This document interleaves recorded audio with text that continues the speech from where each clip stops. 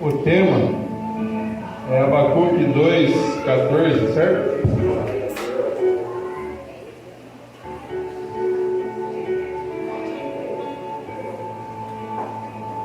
Abacuque 2,14. Eu vou lendo para não tomar muito tempo. Entretanto, assim como as águas cobrem o mar, a terra se encherá do conhecimento da glória de Yahvé, ou do Senhor, Senhor dos Exércitos. Pode se sentar.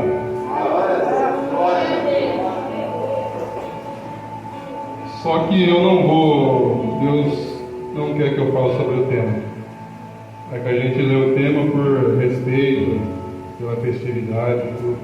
Mas eu queria que vocês abrissem em Oséias 3. Quem aqui conhece Deus? Tem certeza? Por que nós somos considerados filhos de Deus?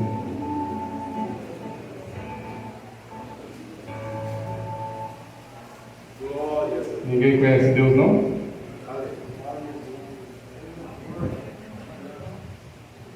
Nós só somos considerados filhos de Deus se nós estivermos debaixo da obediência de tudo aquilo que Cristo colocou para a gente. Porque a gente pode achar muitas das vezes que nós somos filhos, mas se nós não fizermos aquilo quanto filho, que nós somos co-herdeiros com Cristo, nós temos que andar assim como Ele andou, nós temos que fazer assim como Ele fez. Muitas das vezes, ou sempre, é difícil. Que nem eu estava falando para o irmão Maurício, a gente aceitar Cristo é muito fácil. A gente aceitar Cristo é fácil demais. É só a gente vir aqui, eu aceito Jesus como o único e suficiente Salvador da minha vida. Beleza, mas será que a gente fez de coração? Será que a gente só foi naquele momento por causa de alguma emoção, algum sentimento, algum problema? Ou será que realmente a gente aceitou a Cristo como o único e suficiente Salvador? E eu achava que eu conhecia Cristo, achava que eu sabia, eu achava que eu entendia a palavra, mas eu descobri que eu não sabia era nada. E muitas das vezes o diabo fica maquiando Deus para a gente. A gente tem que começar a abrir os nossos olhos espirituais, porque muitas das vezes os nossos olhos carnais estão abertos, mas não para o reino, mas sim para ver muitas vezes como o irmão está, o que está fazendo, deixar de fazer. Mas a partir do momento que a gente realmente entende o que é ser filho, tudo muda na nossa vida. Eu achava que sabia alguma coisa de Deus, por quê? Porque a gente estuda, fazia algumas coisas, achava que conhecia por ler alguma coisa, mas não. A gente só conhece alguém quando a gente tem verdadeiramente intimidade com ele. Porque senão a gente vai passar 20, 30, 40, 50 anos na igreja. E quando a gente morrer, infelizmente, vai para o inferno. Não é mais tempo da gente ficar massageando o ego de crente, não. É verdade. A palavra tem que ser pregada, tem que ser genuína, tem que ser pura. Eu sei que muitas, às vezes, pode não ser o que vocês queriam ouvir, mas eu vou entregar tudo aquilo quanto Cristo colocou no meu coração. Porque está chegando o tempo que nós não vamos ter mais tempo. E o que a gente está fazendo dentro da igreja? Perdendo nosso tempo? Porque se for para a gente vir aqui e ficar de qualquer jeito, de qualquer maneira, eu aconselho vocês saírem daqui e ir para suas casas. Mas a partir do momento que você se dispõe a servir, a adorar, a buscar de verdade, entreguem o seu melhor para Ele. Porque Ele entregou o melhor dele para a gente. Aqui em Oséias 3, tem a palavra aqui, ela é semelhante a como Deus nos vê, nos viu, como Deus nos amou. Para não tomar muito tempo,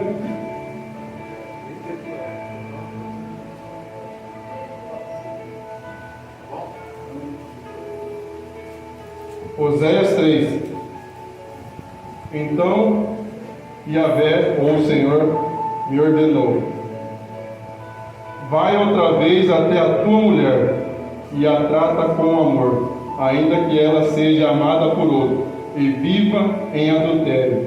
Mas a tua esposa, como Yahvé ama o povo de Israel, apesar deles cultuarem outros deuses e de amarem os bolos sagrados de uvas passas. Por este motivo eu comprei para mim aquela mulher, pelo equivalente a 15 peças de prata, 1,5 de cevada, isto é, 80 gramas de prata e 1,5 barril de cevada. E lhe prometi: eis que tu esperarás por mim por um longo tempo. Durante todo este período, não te entregues à prostituição, nem pertenças a nenhum outro homem. Eu também te aguardarei para vivermos juntos, pois os israelitas ficarão muito tempo absolutamente solitários, sem rei, sem príncipes, sem sacrifício, e as suas colunas sagradas ao Deus Baal, sem efode, e a coleta sacerdotal, e também sem os terafins, os ídolos do lar. Contudo, passados esses dias, o povo de Israel retornará e se empenhará em buscar o Senhor e ao descendente de Davi, o seu rei. E nos últimos dias eles correrão aflitos e tremendo atrás de Yahvé e das suas bênçãos. É só até aqui. Aqui, ó, que nem eu estava conversando com o irmão Maurício antes do culto. Desculpem a palavra, mas quando a gente fala a palavra prostituta, a gente só pensa naquele ato pecaminoso. Só que a Bíblia não abrange só isso. Quando a Bíblia fala de adultério, ou de prostituto, ou prostituta, está querendo dizer o quê? Que tudo aquilo que você não faz a favor do seu noivo, que é Cristo, você está adulterando ou se prostituindo. Porque se você não adora Ele, você está adorando outra coisa. E muitas das vezes, essas outras coisas podem ser até mesmo os seus filhos, o dinheiro, o trabalho, um carro. E quando ele fala aqui que vai esperar por um longo tempo, faz quanto tempo que Jesus falou: eu vou ao Pai, mas eu vou preparar lugar para vocês. E ele falou que ia retornar. Assim foi igual essa palavra aqui. Ele comprou aquela mulher. Ele comprou a noiva. E Jesus também nos comprou, porque nós somos a noiva dele. E ele nos comprou, não foi com ouro, não foi com prata, não foi com riqueza, não foi com nada disso. Ele nos comprou, foi com preço de sangue. Foi com sangue puro, sangue carmesim. Vamos fazer uma coisa. Feche os olhos. Foi num momento assim que eu fui batizado com o Espírito Santo. Feche os olhos. Não precisa olhar para mim, não precisa olhar para quem está do lado, não precisa nada disso. Ninguém interessa para vocês agora, a não ser Cristo. Imaginem agora que vocês estão... Vamos, que nem eu aprendi com a minha pastora, vamos usar a quarta dimensão agora, aonde Deus se encontra. Imagina que na sua frente está Jesus. Ele está ali no Monte das Oliveiras. Imagina que vocês são um dos discípulos dele naquele momento. Ele está pedindo para vocês: orem comigo, vigiem comigo. Aí ele sai para orar, volta, vocês estão dormindo. Aí eles te acordam, vocês não conseguem vigiar comigo 1 hora. Aí ora comigo, busca comigo, porque eu sinto grande aflição. Aí de novo ele volta a orar. Quando ele volta mais uma vez, vocês estão lá dormindo mais uma vez. Só que aí, passado o tempo, eles estão lá orando ao Pai: Pai, se possível, passa de mim esse cálice, mas que todavia seja feita a tua vontade, não a minha. Aí vai chegando o momento, a hora que os soldados vêm buscar, e Imagina que vocês estão vendo tudo isso. Imagina que vocês estão ali com ele. Aí chega o momento que os soldados o prendem, coloca ele na frente dos fariseus. Aí ele leva tapa na cara, soco na cara. Aí ele é cuspido, é humilhado. Agora imagina vocês, que vocês ainda estão com ele, vendo ele. Agora vocês vão fazer uma coisa, vocês vão se colocar no lugar dele. Agora imagina que vocês estão sendo amarrados sobre um tronco ou sobre uma pedra. Agora imagina que vocês estão sendo açoitados. Agora na ponta daquele açoite tem pedaços de ossos, pedaços de ferro, bronze, pedra, o que seja. Agora imagina que tudo aquilo, ele levou 40 chibatadas. Agora imagina que cada chibatada, cada vez que ele é açoitado, tudo aquilo entra na carne dele, ou na sua, que você está representando o lugar dele. Se coloca no lugar dele agora. Cada vez que uma chibatada vai, sai com um pedaço de carne. Agora imagina aquilo ali chegando nos músculos, nos ossos. Imagina o sofrimento, a dor, a angústia, e ele sofrendo tudo aquilo ali calado.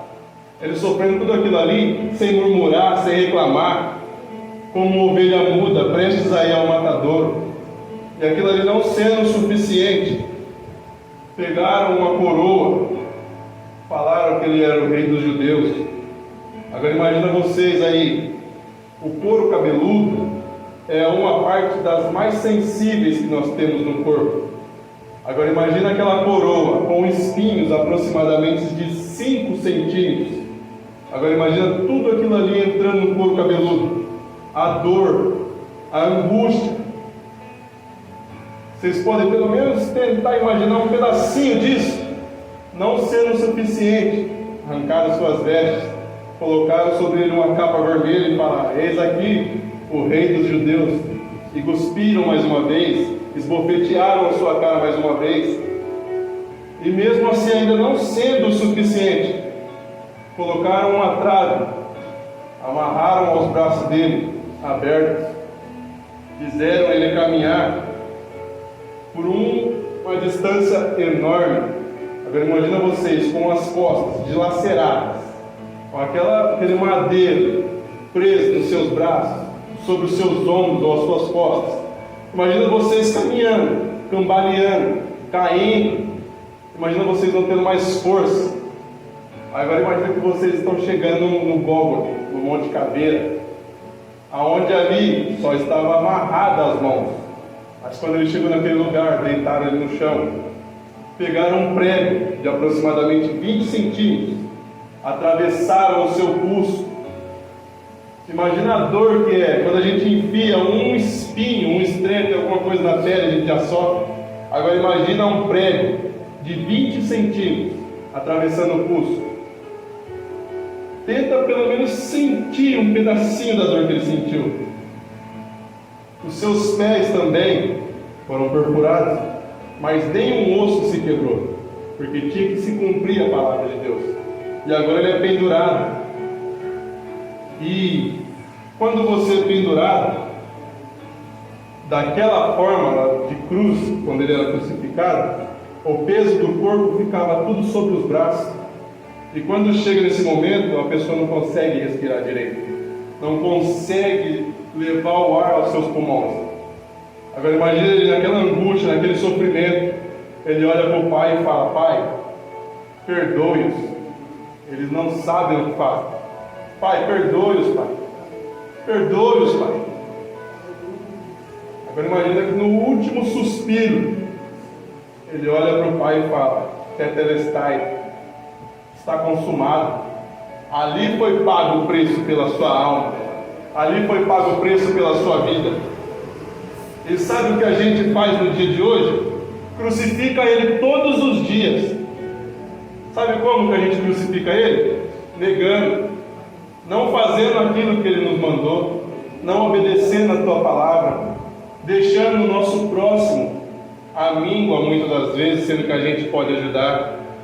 Se a gente não pode ajudar com dinheiro, a gente não pode ajudar com alimento, não pode ajudar com roupa, mas vai ali e faz o ID, pelo menos o ID que ele mandou, porque esse é o chamado para todos, o ID, pregai o Evangelho a toda criatura, porque aqueles ainda que não aceitaram a Cristo são criaturas, mas aqueles que aceitaram a Cristo, andam com Cristo, caminham com Ele, esses são chamados filhos, porque obedecem à palavra. Eu sei que não é isso que vocês queriam ouvir, mas é isso que vocês necessitam ouvir. Vocês têm que lembrar do sacrifício que foi feito na cruz. Não foi um sacrifício em vão. Depois daquele, Deus não aceitou nenhum outro, porque aquele foi um sacrifício verdadeiro. Aquele foi um sacrifício excelente. Mas que nós venhamos abrir o nosso coração. Quando eu falo coração, é a mente. Porque Deus usa o coração para mostrar que é através do coração que é bombeado o sangue para todo o corpo, que é através do coração que o oxigênio chega a todo o corpo. E quando Deus fala coração, quer dizer a nossa mente. Então que nós venhamos, através da renovação da nossa mente, como fala na palavra, que nós venhamos verdadeiramente servir a Cristo. Que nós venhamos parar de ser hipócritas. Porque muitas vezes nós somos hipócritas mesmo, achamos que nós somos santos, achamos que nós somos isso, nós somos aquilo, mas não somos nada, se não for a presença de Deus. Se Deus não estiver com a gente, nós não somos nada. Quem aqui pode acrescentar um segundo de vida para si que seja? Quem aqui tem o poder de falar o que eu vou fazer amanhã? A gente pode planejar, mas quem autoriza e quem assina é Deus. E muitas vezes nós esquecemos disso. Nós venhamos nos arrepender verdadeiramente, nós venhamos ser assim como foi Pedro e não Judas. Judas sentiu remorso, e muitas das vezes nós sentimos remorso, porque a gente faz algo de errado e fala, nossa Deus, errei, me perdoa, mas voltamos a fazer. Nós fazemos algo de errado, fala desculpa, e voltamos a fazer. Isso não é arrependimento, isso é remorso. Quando a gente se arrepende, quando a gente erra e se arrepende de verdade, a gente larga o pecado e fala, Pai, a partir de hoje, a partir deste momento, eu me arrependo e não volto mais a fazer. O homem segundo o coração de Deus foi um dos homens que mais errou, mas ele também foi o homem que mais se arrependeu e não voltou a cometer o mesmo erro. Sabe qual é o nome dele? Davi. Davi adulterou, Davi matou, Davi errou várias vezes. E aí? Deus perdoa? Perdoa por quê? Porque ele se arrependeu. Deus perdoa um estrupador? Deus perdoa um assassino? Deus perdoa um pedófilo? Se ele verdadeiramente se arrepender, quem somos nós para falar que ele não perdoa? E nós aqui não somos melhor do que ninguém. Se nós estamos aqui hoje é porque Deus nos perdoou. Deus nos aceitou, não foi nós que aceitamos a Cristo. Cristo nos aceitou primeiro, Deus nos amou primeiro. Mas nós temos que lembrar disso todos os dias. Nós temos que se arrepender todos os dias. Nós temos que agradecer pelo simples fato de estarmos respirando.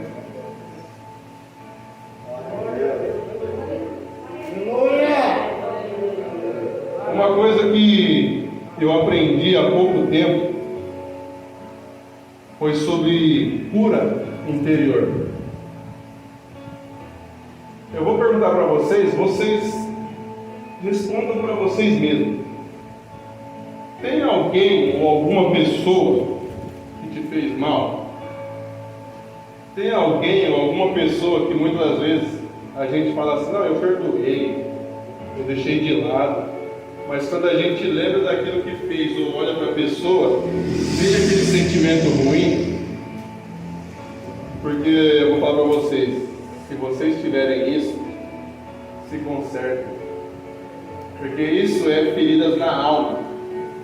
E eu sempre achei que eu tinha me curado, que eu tinha me livrado, e Deus mostrou que eu não tinha me curado. Eu simplesmente fingia que tinha perdoado.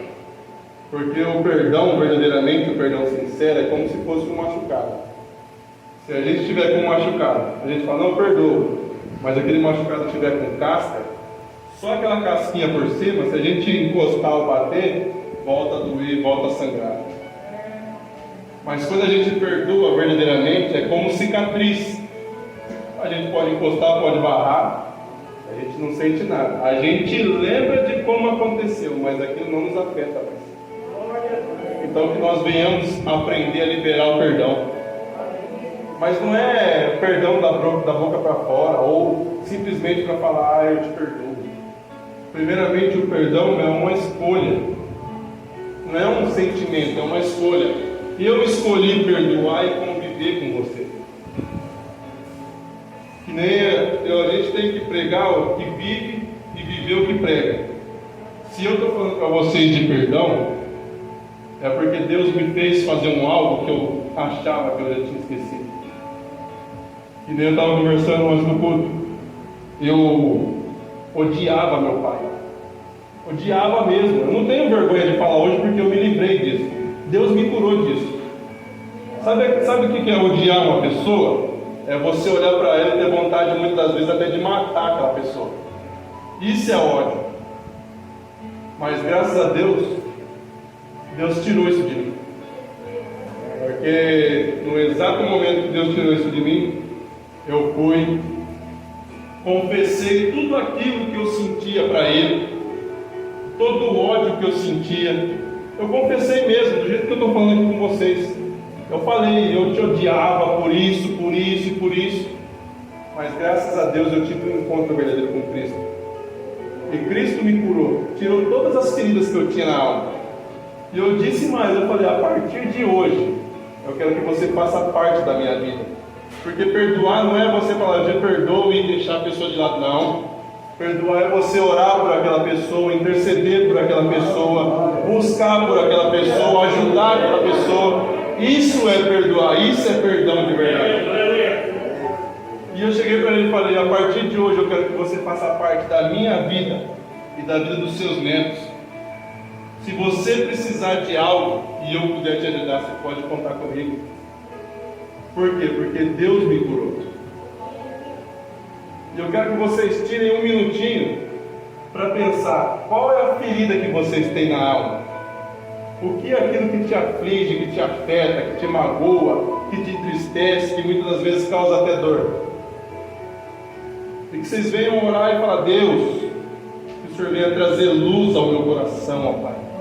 Que o Senhor venha trazer tudo aquilo que se encontra oculto, maquiado, escondido, que muitas das vezes é aquilo que nós não enxergamos, ó Pai, é aquilo que nós não vemos, é aquilo que nós pensamos que não temos mais, ó Pai, mas que está ali, ó, como se fosse numa gaveta, escondidinho, mas que o Seu Espírito Santo, que tem o poder de chegar na divisão da alma, que o Seu Espírito Santo venha trazer tudo aquilo, ó Pai, à nossa mente, ó Pai.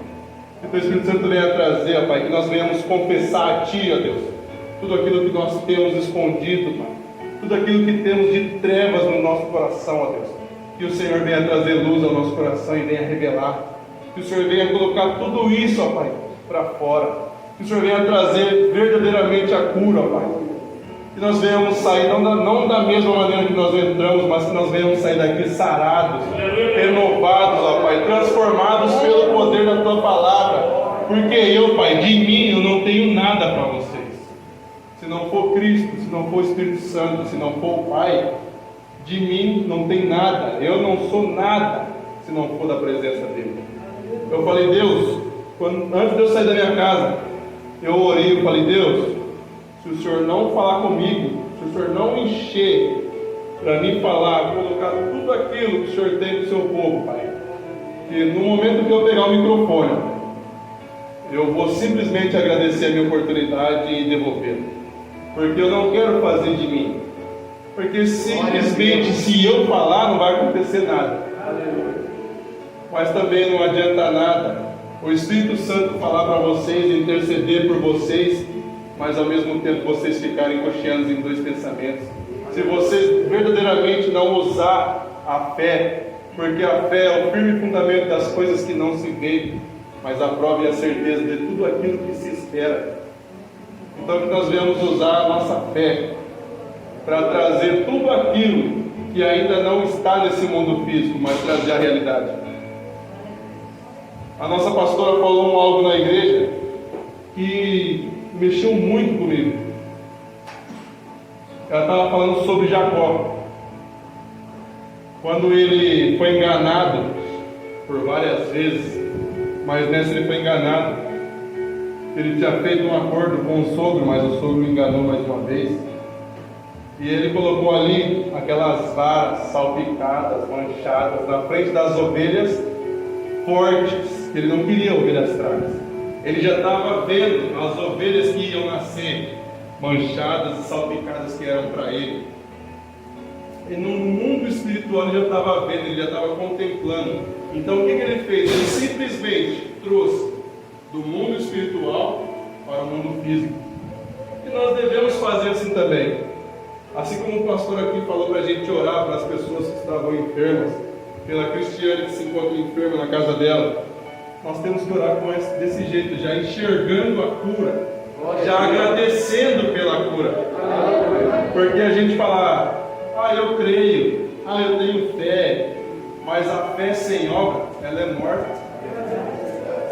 Se a fé não vem acompanhada de obras, de frutos, é morta, é uma fé vã, uma fé vaga, vazia. Mas eu creio que aqui tem um povo que tem fé. Aqueles que não tinham, em nome do Senhor Jesus, que a partir de hoje venham ter. Que a partir de hoje venham ser vocês mesmos os profetas de suas casas. Vocês mesmos, profetas de suas vidas. Que vocês venham profetizar sobre as suas vidas, sobre a vida dos teus filhos, na sua casa. Porque a gente muitas das vezes fica correndo atrás de profeta. Fala, Senhor, eu vou na tua casa, mas nenhum profeta vem falar comigo. Sendo que a maior profecia já está escrita. Sendo que a gente mesmo tem poder para falar, Deus, eu não aceito isso na minha casa. Deus, eu não aceito isso na minha vida. Pai, em nome do Senhor Jesus eu decreto mudança na minha vida. Mas não estou dizendo vida material, financeira, porque a nossa vida muda quando o nosso espiritual muda. Porque a palavra de Deus fala, buscai o reino de Deus e a sua justiça e as demais coisas. Não fala buscar as demais coisas primeiro, fala buscar o reino de Deus e a sua justiça, e as demais coisas vão ser acrescentadas. Então que nós venhamos meditar nessa palavra, que nós venhamos buscar verdadeiramente, que nós venhamos falar, Senhor, eu não quero mais ser o mesmo.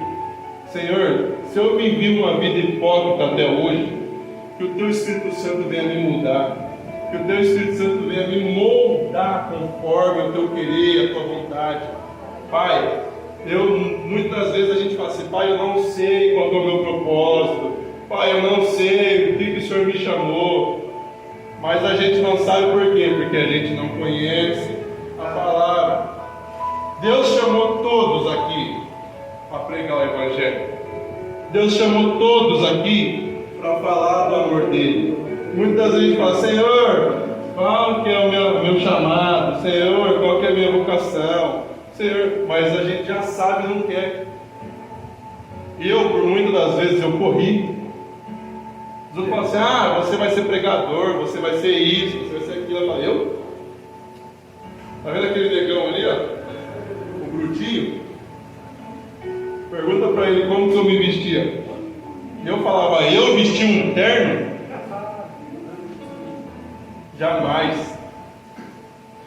Eu subi num púlpito? Que isso?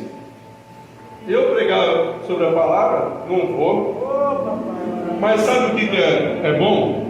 Quanto mais duro é o seu coração, maior é a pancada para quebrar. Quanto mais duro é o seu coração, maior é a força que Deus usa. E muitas das vezes acontece o que? A gente deixa de buscar Deus por amor. A gente deixa de buscar Deus quando está tudo bem. Mas aí acontece o que? A gente perde um filho, perde uma mãe, ou fica doente, fica enfermo, aparece qualquer coisa de ruim. Para quem que a gente vai recorrer? Senhor, me socorre. Senhor, me ajuda. Mas e quando está tudo bem, o que a gente faz? O que a gente faz? Ah, depois eu oro. Ah, eu vou deixar para ler a palavra depois. Não, está tranquilo. Ou faz aquela oração de geladeira que eu já ouvi falar. Escreve o que você quer e fala: Senhor, está aqui, ó, lê para mim aqui que eu estou ocupado agora. Senhor, está ali, ó, eu preciso daquilo, tchau. Aí o irmão chega: irmão, vamos para a igreja? Ah, domingo eu vou. Irmão, vamos ali visitar uma pessoa que está precisando. Ó, pode ser outro dia, hoje não dá, já tem um compromisso. E muitas das vezes, sabe qual é o compromisso? É um churrasco, é um shopping, é passear. Só que esquece de buscar primeiro o reino de Deus. Deus não nos proibiu de fazer as coisas. Só que Deus quer que a gente coloque Ele como prioridade. Quando a gente coloca Deus como prioridade, tudo muda. Muitas vezes a gente vê um irmão sorrindo, vê um irmão brincando, mas não sabe das lutas que ele passa. Só que ele está ali, ó. Está acontecendo as coisas? Deus, estou nem aí. Primeiro o Senhor. Ah, está sofrendo? Estou nem aí. O choro pode durar uma noite, mas a alegria vem pela manhã. E a gente esquece. A própria palavra de Deus fala: neste mundo tereis aflição. Mas qual que é a continuação? Cadê o bom ânimo? Cadê aquela palavra que fala: alegrei-me quando me disseram, vamos à casa do Senhor. Aí vira assim: irmão, vamos para a igreja? Aí está lá, está assim, ó.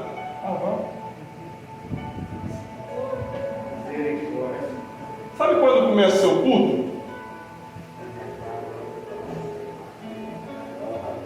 Quando você começa a preparar o culto, pastor? A minha esposa está aí, ó.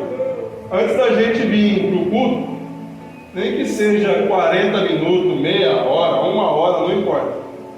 Antes da gente vir, o que a gente faz? A gente coloca, para tudo que está fazendo, coloca um louvor lá, aí vai fazendo as coisas louvando, adorando.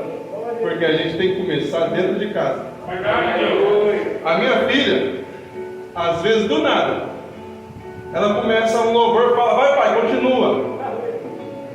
Minha esposa está indo, deixa eu mentir. Às vezes você está ali, aí começa um louvor. Aí de uns dias para cá, Deus começou a me tocar. A gente já sabe, só que a gente não pratica muitas das vezes. A gente fala assim: eu conheço a palavra, mas não pratica. O diabo conhece a Bíblia de cabo a rabo. Ele conhece desde o primeiro escritor até o último. Agora eu falo: o diabo pratica? E se eu falar que muitas das vezes ele pratica alguma coisa ou outra? Sabe uma coisa que o diabo tomou posse para ele e que é de direito nosso? Se eu falar para vocês aqui que eu sou pai de santo,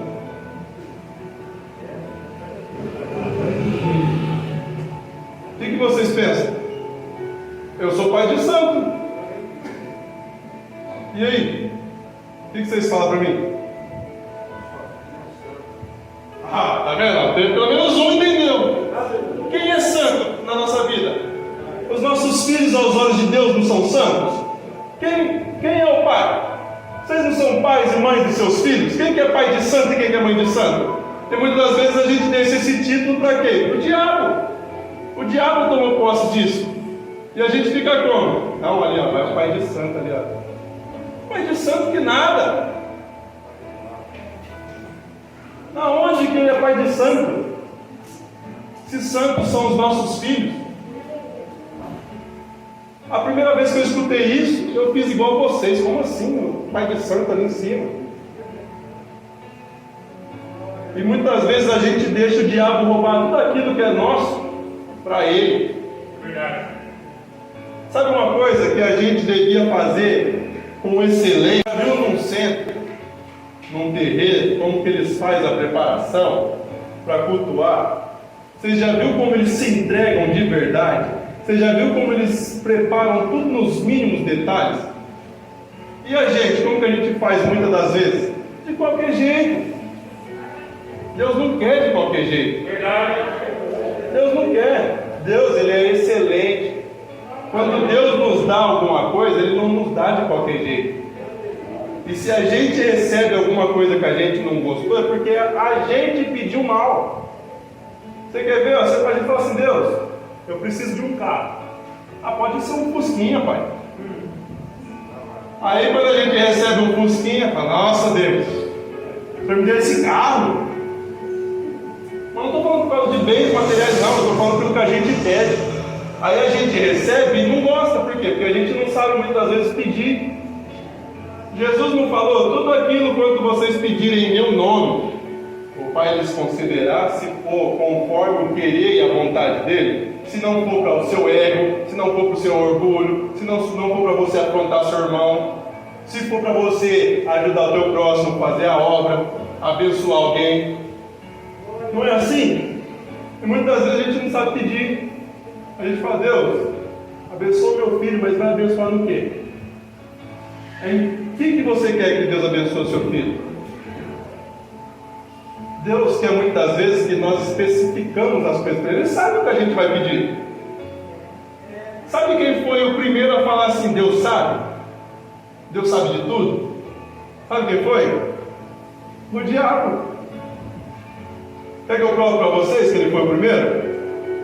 Lá no Jardim do Éden, quando ele falou para Eva em forma de serpente, quando ele falou para ela comer o fruto, aí ela ficou meio assim, não queria.